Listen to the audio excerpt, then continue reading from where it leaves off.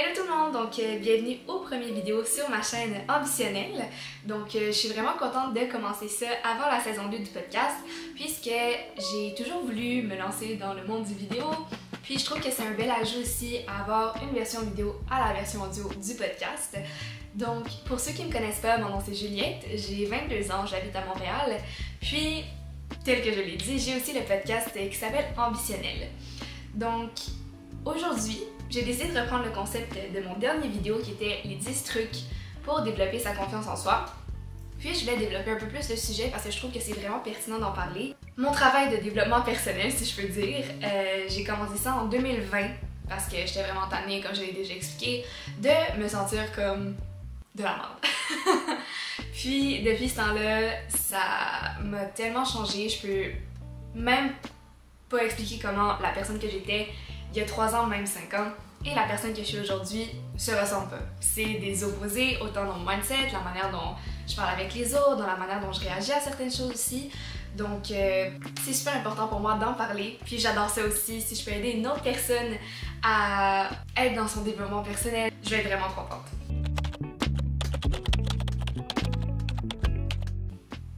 Mon premier conseil en fait, c'est que la confiance en soi, ça passe par l'action en premier.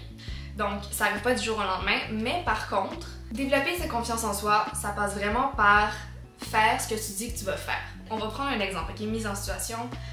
Tu as une amie qui dit que vous allez souper ensemble, telle date, à telle heure, puis, admettons, 1 heure avant le souper au resto, elle dit que finalement, elle peut pas venir. Donc déjà là, c'est plate, mais t'es comme ok, fine. Après ça, une autre fois, t'étais supposée aller t'entraîner au gym avec elle, puis last minute, encore une fois, elle décide de pas venir. Donne un exemple, amie fictive doit faire une partie pour son travail qui est à remettre dans 3 jours, ok? On sait tout le stress des deadlines et elle l'a toujours pas fait. À un moment donné, toutes ces actions-là vont faire en sorte que, naturellement, t'as plus confiance en elle. Ben maintenant, prends le même concept, mais avec toi. Donc si tu dis, admettons, que tu vas aller au gym à 6 heures 3 fois par semaine, puis que quand vient le moment d'aller au gym, t'es comme non, ça me tente vraiment pas aujourd'hui. Je suis pas dans d'y aller. Puis là, on commence à se faire des excuses et tout ça. Puis ça fait en sorte que tu vas pas au gym. Puis là, une fois, tu mets à faire 2 fois. 2 fois revient 5. Et au final, tu vas peut-être même pas aller au gym. Puis ce que ça fait, c'est un sentiment d'insatisfaction envers toi-même. Puis souvent, ce qu'on oublie, c'est que juste commencer, c'est ça qui va faire en sorte que tu vas être motivé à juste le faire au complet. Ce que je conseille dans ces temps-là, c'est d'utiliser la règle du 5 secondes de Mel Robbins. Si jamais vous la connaissez pas, c'est une autre motivational speaker. Puis dans le fond, tu comptes jusqu'à 5 et à 5, tu laisses même pas le temps à ta tête de réfléchir, tu te lèves et tu y vas. Donc ça fait en sorte que ça réduit la friction que tu avais au départ de toujours être, admettons, couché dans ton lit et faire comme ça me tente tellement pas d'y aller. Puis là tu réfléchis, puis là tu te mets à trouver des excuses. Non, juste fais-le. Tu vas tellement être fier de toi après que ça soit arrivé et que tu l'aies fait, que si tu es resté dans ton lit à rien faire, trust, ça va t'aider. Ce que ça fait aussi, c'est que ça renforce le fait que you have your own back. Donc peu importe ce qui arrive, tu sais que tu es là pour toi, tu sais que tu vas faire les choses que tu as à faire. Puis ensuite, oui c'est tough, mais ce qui va être encore plus tough, c'est si tu y vas pas.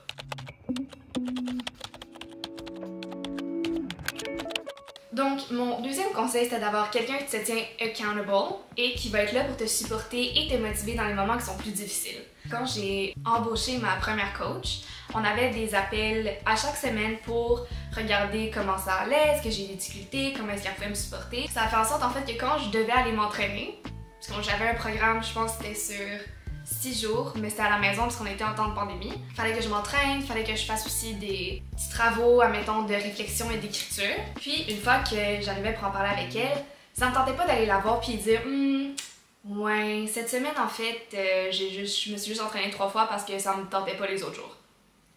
Non, ain't gonna happen. Donc, le fait d'avoir cette personne-là à qui je pouvais parler n'importe quand, je pouvais la texter, elle allait me répondre, admettons, si jamais j'avais une question, j'avais besoin d'un petit boost de motivation, elle me faisait un message vocal. Donc, le fait d'avoir ce genre de support-là, ça m'a vraiment beaucoup aidé. Puis, ça faisait en sorte que j'avais quelqu'un aussi pour me tenir en rigueur de ce que j'ai dit que j'allais faire.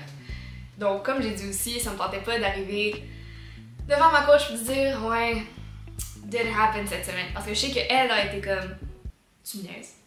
Juste pour ça. » Et ça me tentait pas d'avoir cette réaction-là. Donc, le fait d'avoir quelqu'un qui me supportait et qui me motivait dans ces moments-là, Ça m'a vraiment beaucoup aidé à y aller et juste le faire. Puis ça en tant que tel, ça peut être une de tes amies, ça peut être ta cousine, ça peut être, je sais pas, ta mère, n'importe qui. Tu lui dis, je m'engage à faire ça.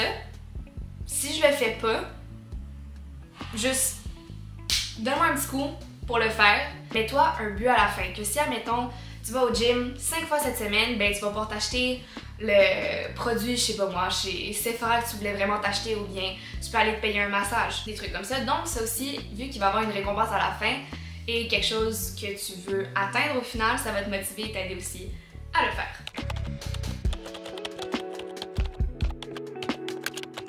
Donc, mon troisième concept, c'est le journaling. Ce concept, je vis pour, je le dis à tout le monde, peu importe ce qui arrive, dès qu'on a une émotion dans notre vie ou quelque chose qui va pas, ou admettons on est vraiment fâché contre une situation, contre quelqu'un, écris-le. Puis là, il y a beaucoup de gens qui vont dire de faire ça papier-crayon, mais moi, personnellement, je suis pas une fille de papier-crayon tout le temps. Je trouve que, de un, ça me donne mal à la main quand j'ai trop de choses à écrire, puis de deux, je trouve que écrire suit pas assez mon train de pensée. Donc ce que je fais, c'est que d'habitude, je vais prendre un document Word sur mon ordi et je vais me mettre à écrire littéralement tout ce qui me passe par la tête. Que ce soit bon, que ce soit mauvais, peu importe ça va être quoi, je vais l'écrire. Puis, une fois que je sens que c'est vraiment passé, que je me sens plus légère, et c'est écrit, c'est fait, je me relis pas. Je ne relis pas ça parce que ça va me remettre dans ces émotions-là. Je vais juste fermer mon ordi et ensuite, je passe à autre chose. Ça, c'est quelque chose qui m'a vraiment aidé quand justement je me sentais pas bien, quand j'étais en heartbreak. Mes amis aussi, j'aurais conseillé de le faire, ça les a vraiment aidés.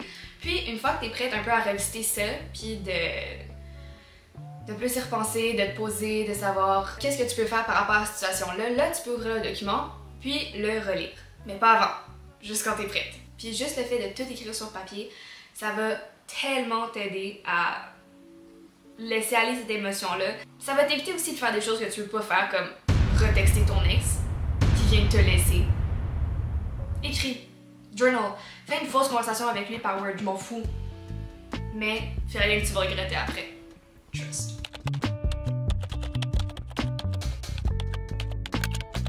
Donc, mon quatrième conseil, ce serait vraiment d'apprendre à se connaître du mieux qu'on peut. Donc, en fait, c'est quoi tes motivations, c'est quoi tes valeurs, c'est quoi ta mission, qu'est-ce qui te rend heureuse, qu'est-ce qui te rend vivante, avec quel genre de personnes est-ce que tu veux t'entourer. Donc, tout ça. Puis, surtout en ce qui concerne la mission, un truc qui m'a vraiment beaucoup aidé, c'est l'exercice des 7 pourquoi, ou encore des 7 whys pour ceux qui connaissent. Puis, en fait, c'est un principe où tu vas prendre un objectif que tu as dans la vie. Donc, admettons, on va prendre mon exemple de moi quand je voulais commencer à m'entraîner en 2020. Puis, la première chose que je me suis demandé, en fait, c'est pourquoi est-ce que tu veux te mettre à t'entraîner? Ben, moi, mes raisons, c'était pour me remettre en forme, me sentir mieux dans mon corps, puis avoir plus d'énergie. Ensuite, tu te poses la question, pourquoi est-ce que tu veux être mieux dans ton corps, avoir plus d'énergie, puis être plus en forme? Ben, c'était ensuite pour avoir de l'énergie et plus de confiance en moi pour atteindre mes objectifs. Puis ensuite, c'est pourquoi est-ce que tu veux avoir confiance en toi puis avoir plus d'énergie pour atteindre des objectifs.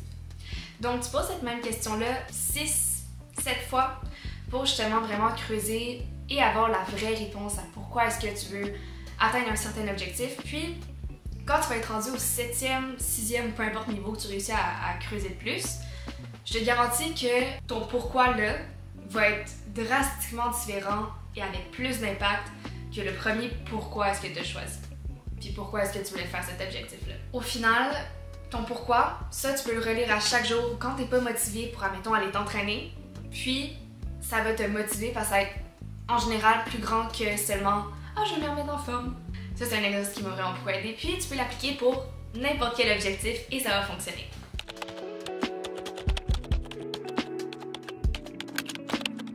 Mon 5e conseil serait de te remettre en question et d'analyser tes réactions à certaines choses. Donc, pourquoi est-ce que X chose qui est arrivée m'a trigger? Ou pourquoi est-ce que j'ai une réaction autant intense par rapport à ce que ma mère me dit pendant le souper? Ça, en tant que tel, c'est quelque chose que je trouve vraiment important parce que des fois, ça peut relever des choses qui sont vraiment plus grandes que juste le petit truc qui est arrivé, qui te trigger. Puis, pour ça, moi, je conseille vraiment d'aller voir quelqu'un, aller en thérapie, voir un psychologue. Je l'ai fait pendant la pandémie aussi, ça m'a vraiment beaucoup aidé à comprendre des patterns que j'avais, qui étaient souvent nocifs pour moi. Puis avec son aide, j'ai vraiment pu travailler là-dessus et faire une différence dans la manière dont je réagissais, admettons, quand quelqu'un me disait quelque chose, j'allais vraiment snapback directement, j'allais être fâchée, mais là maintenant, ce que je fais, ce que j'ai appris à faire d'ailleurs, c'est de me poser 5 secondes, respirer, penser à la réaction que je veux avoir et pourquoi est-ce que ça me trigger, puis ensuite je vais prendre une décision. Soit je me retire, puis je dis j'ai besoin de mon espace, je suis pas dans le mood pour ça en ce moment, ou je peux avoir une conversation avec l'autre personne puis lui dire j'ai pas aimé ce que tu me dis parce que. Donc en tant que tel, voir un psychologue ou un thérapeute, honnêtement, je le conseille à 1000%. Je sais que c'est pas tout le monde qui a l'option d'y aller parce que c'est hyper cher, mais je sais qu'il y a des ressources, admettons, si jamais vous êtes à l'université, il y a le psychologue de l'école, ou sinon il y a des ressources en ligne. Conseil numéro 6, faire des vision boards. Honnêtement, je pense que c'est l'une des choses que j'adore le plus faire en général. Quand je dois faire un nouveau vision board, j'ai tellement l'impression que je suis motivée, je suis inspirée, puis on s'entend comme toutes les vision boards. Je m'en vais sur Pinterest, je regarde des photos qui m'inspirent, où est-ce que je veux être plus tard, qu'est-ce que je veux avoir, puis je m'en vais faire mon collage dans Canva. Par contre, ce qui m'a vraiment beaucoup aidé avec mes vision boards, c'est que avant de le faire, je me fais vraiment un exercice où je me demande qu'est-ce que je veux avoir. C'est quoi mon next level self? Donc, avec qui je me tiens, dans quel genre de maison je suis, ou mon appartement, peu importe. Qu'est-ce que je veux faire de mes journées? Qu'est-ce que je veux avoir? Quel genre de musique j'écoute? Qu'est-ce que je fais? Donc, tout ça. Puis, basé sur tout ce que j'ai écrit, en fait, je me mets à chercher des photos sur Pinterest qui correspondent à ce lifestyle-là. Puis ensuite, comme je disais, je fais le collage, je me mets des petites quotes aussi que j'aime. J'ai vraiment du fun à faire ça. Puis ensuite, je le mets sur mon écran de cellulaire. Je le mets sur mes 2 écrans d'ordi. Puis, comme ça, quand je me lève le matin, quand je regarde mon téléphone et tout ça, je peux voir l'image à chaque fois.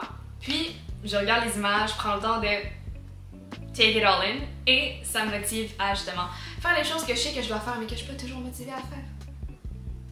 We love.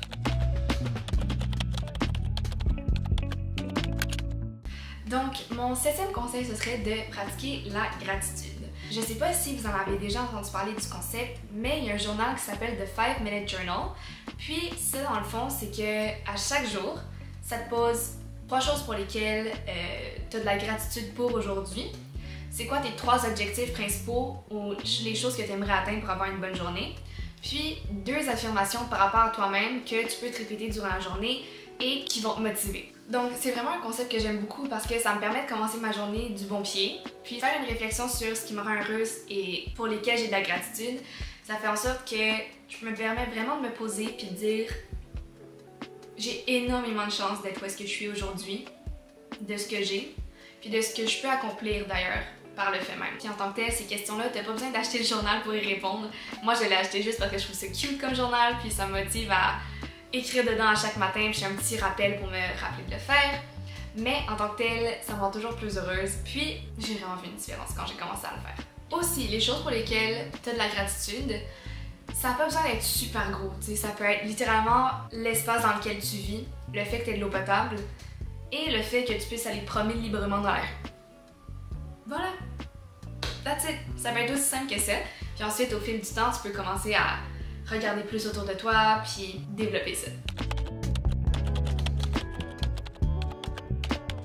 Numéro 8. M'éduquer sur différents sujets.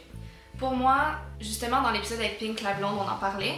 Puis le fait de s'éduquer puis d'avoir toutes ces connaissances-là, ça fait en sorte que plus tu vas discuter d'un sujet avec quelqu'un, ou peu importe la personne que tu rencontres, ça va te donner un sentiment de confiance en toi parce que tu sais de quoi tu parles et que tu peux amener quelque chose à la conversation. C'est sûr que dans une conversation, tu peux apprendre des autres en leur posant des questions, mais je te garantis que tu vas te sentir plus à l'aise en ayant des connaissances sur le sujet puis en discutant avec quelqu'un. Donc, certaines plateformes que j'aime vraiment beaucoup pour apprendre, il y en a beaucoup que je vais nommer qui sont en anglais, puis je suis désolée parce que c'est pas mal celle que j'utilise le plus. Mais la première, c'est Udemy. Udemy, c'est une plateforme en ligne qui propose, je pense, des milliers de cours sur tout ce que tu peux penser.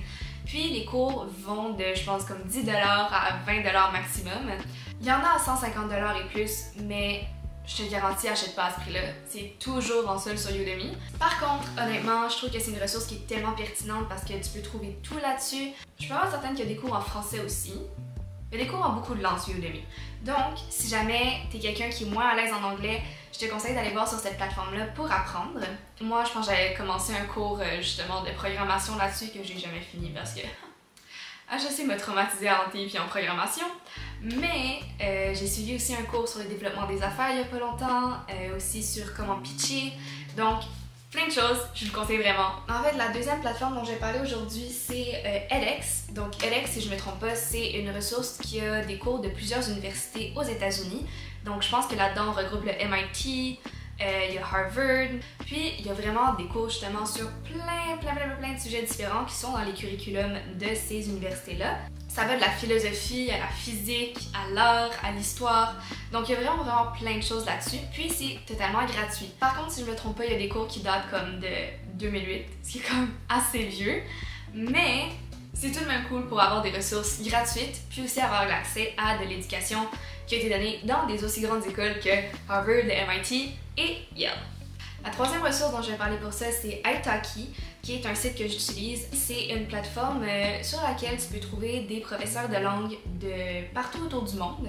Donc, ça peut être de l'italien, ça peut être du coréen comme moi je fais, de l'allemand, du japonais, de l'anglais, name it, they have it. Ce que je trouve vraiment cool avec cette plateforme-là, c'est que c'est des gens locaux qui t'enseignent la langue et donc tu as vraiment plus une immersion que si tu apprenais, admettons, sur des plateformes comme Duolingo, si je peux dire.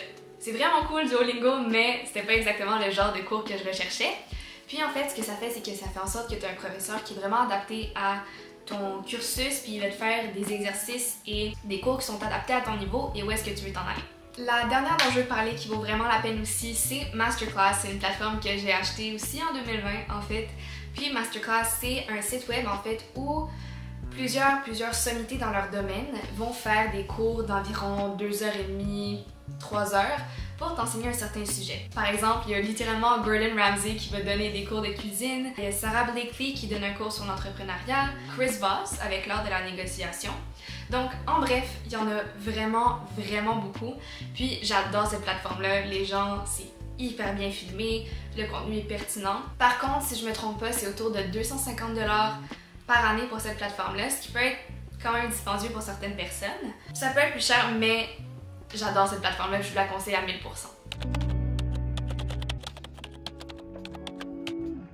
Donc, mon 9e conseil, ce serait vraiment d'apprendre à se mettre de l'avant et de mettre son bien-être aussi de l'avant. Donc ça veut dire mettre des limites aux autres, puis à ce que tu acceptes.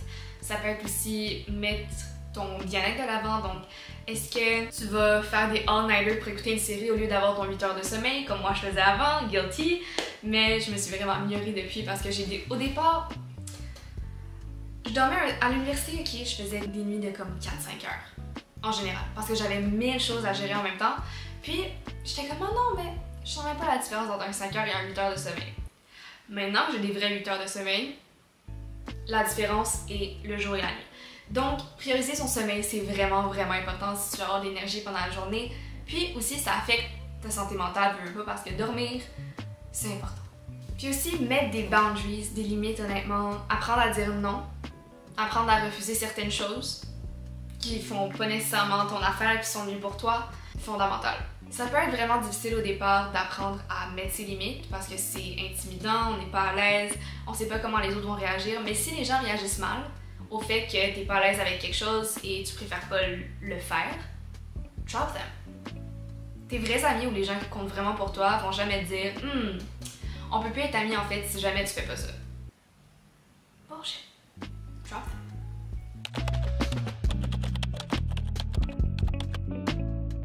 Donc, mon 10e conseil, en fait, ce serait de sortir de sa zone de confort. Moi, en ce moment, je travaille en développement des affaires pour l'agence de Woma Marketing. Puis, j'ai commencé cet emploi-là, je pense, il y a un mois. Et depuis, j'ai dû faire nombreux 5 à 7. Puis, je te garantis, quand tu es toute seule, aller dans des événements de 250 personnes où est-ce qu'il y a beaucoup de gens qui sont en train de parler ensemble, c'est quand même intimidant d'aller rentrer dans une conversation puis dire « Ah, bonjour, mon nom c'est Juliette, est-ce que je peux me joindre à votre conversation? » Ça, les premières fois que je l'ai fait, j'étais stressée. C'était comme impossible que j'aille faire ça, ça se peut pas, mais j'ai pas le choix. C'est dans mon travail, il faut que je le fasse, il faut que je m'habitue. Puis en fait, ça m'a permis de créer tellement de contacts depuis. Puis ce que j'ai remarqué, c'est que dans ces événements-là, les gens sont là pour apprendre à connaître des nouvelles personnes puis à discuter. Donc c'est vraiment moins gênant de rentrer dans une conversation, de dire qui tu es, puis partir une conversation avec eux. Donc, sortir de ma zone de confort m'a permis d'apprendre à connaître plein de personnes fabuleuses depuis. Ça va être la même chose, admettons, pour les vidéos que je suis en train de tourner en ce moment. Faire des vidéos, c'est pas ma tasse de thé pour l'instant, c'est le premier que je fais, donc en mettant out there aussi, ça me sort beaucoup de ma zone de confort, mais je sais que j'ai comme mission dans la vie, ce qui me passionne vraiment, c'est d'empower les femmes à justement atteindre leur meilleure vie, avoir tout ce qu'elles veulent et les encourager à sortir de leur zone de confort pour justement atteindre les prochains niveaux. Donc n'hésitez pas à mettre un j'aime sur les vidéos comme d'habitude. Si vous pouvez vous inscrire à la chaîne, ça me ferait vraiment plaisir. Puis sur ce, on se voit au prochain épisode. Bye!